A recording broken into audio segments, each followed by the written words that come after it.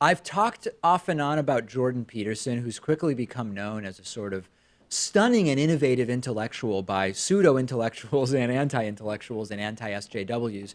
And I've basically characterized Jordan Peterson as an anti-SJW self-help equivalent to Deepak Chopra with a hidden twist of a Christian agenda. And I'm not going to recreate my entire criticism of Peterson's rhetoric here, but the long and short of it is that he became known for misstating what Canada's C-16 bill would have done with regard to transgender pronouns. He used that notoriety to publicly promote his, again, Deepak Chopra-like teachings, which if you want to critique, you're told you're either misstating Peterson's statements or you just don't understand what Peterson is saying. And he's grown this massive income for himself on the basis of appealing to this anti-SJW crowd. So what I want to do today is look at a specific video that was posted on our subreddit that goes to an example of the hidden Christian agenda that many people just don't see or know about Jordan Peterson. He recently debated friend of the show Matt Dillahunty, who I've interviewed before.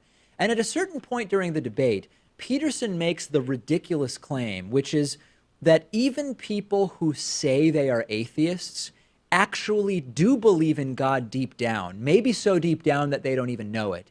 Because if they were actually atheists, they wouldn't have a moral compass and might be mass murderers, because you can't actually have that moral compass without accepting religion in some way. Maybe I'm misunderstanding or misstating what Peterson said. I'm sure his followers will say that. So let's take a look at the video.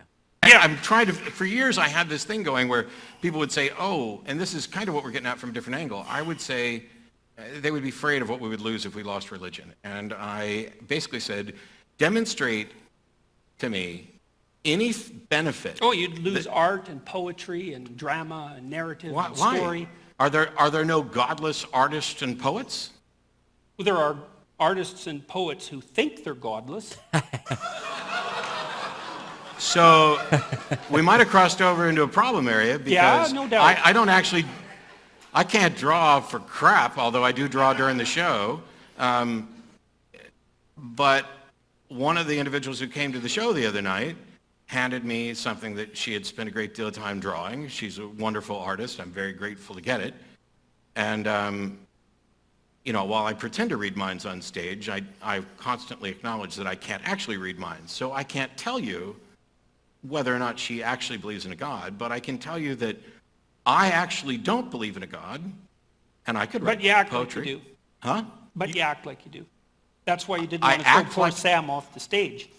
No, now you're making a claim. Okay, so I'm telling you I don't believe there's a God, and Yeah. your response to that is, I really do, because I have a moral sense, but my moral sense is utterly without any appeal to a God, Explicitly.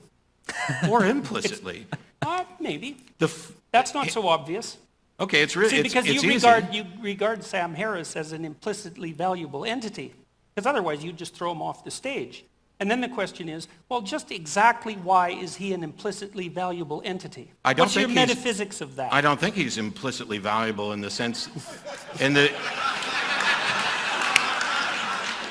First and foremost, this is a hypothesis that is unfalsifiable, right? The idea that atheists believe in God so deep down that even they don't know it. You can't test that. And therefore, it is not of any effective value. What he's saying effectively is that it might seem like you can be a good person and have a moral compass and not believe in God. But in reality, the reason you're a good person is because you believe in God, even if you don't know about it. And that's what prevents you from being a mass murderer or throwing Sam Harris off of a stage. How does this pass as intellectual thought, right? This is an example of the nonsense that he spews, wrapped up in being against social justice warriors and transgender pronouns, and his audience just eats everything up because they like the anti-SJW stuff. And the underlying belief system and bias that's at play here is atheists are secretly religious. And that's a really common thing among true believers like Jordan Peterson, which is he can't really conceive of someone having a belief system so different than his. So he finds an explanation that deep down they must believe in God because, yeah, he doesn't see them committing mass murder or throwing people off of stages.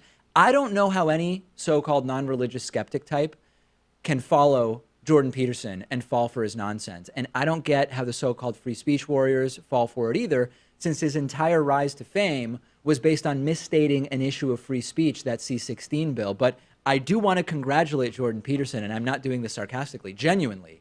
He's laughing all the way to the bank with this stuff. He has built a fantastic business model on the basis of appealing to these individuals, and there is a ton to be learned from Jordan Peterson, but it has nothing to be learned about his, it's not actually things to be learned from his teachings. It's about how you can wrap yourself up in this anti-SJW free speech stuff and have people accept you almost as a godlike figure and give you their money. Yeah, when his Patreon account numbers were public, he was making $60,000 per month. Yeah. I don't know where it's at now, but he also has his new book, and he's doing like the speaking tours. Sure. Very lucrative business model, that's for He sure. really is similar to Deepak Chopra in that way as well, who also has a very, very lucrative business model. And I mentioned that earlier, but he's also similar to the preacher dudes that say, donate, donate, donate, and then they buy themselves a private plane with the money. Not that Peterson is buying himself a private plane, but it's the idea of those guys who will sell you a really well wrapped up package that makes you say, I'm going to give them the money.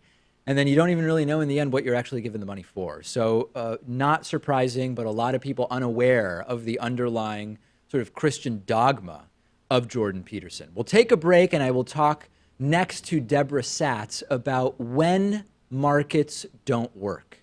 Today's program is sponsored in part by Futur. Futur is a social forecasting game where players come together and compete with each other to predict future events. You open up the game on your phone or web browser, you'll see a whole range of forecasts covering topics across the board, politics, sports, so much more. You wager on predictions about real-world events using Futur's in-game fake currency, and you earn more of this currency every time you make a prediction that comes true. You can show off your prediction skills to friends, improve your forecasting ability. I'm even on Futur. You can find my account by clicking the link in the description if you're watching this on YouTube. And this week on Futur, I posed the question, will Robert Mueller's Trump-Russia investigation end during this year, during 2018? What do you think? Place your bets, and you can sign up now at futur.com and start making your forecasts on political topics and so many other topics. It's free, and it's available on both Android and iOS, as well as on web browsers. That's futur.com.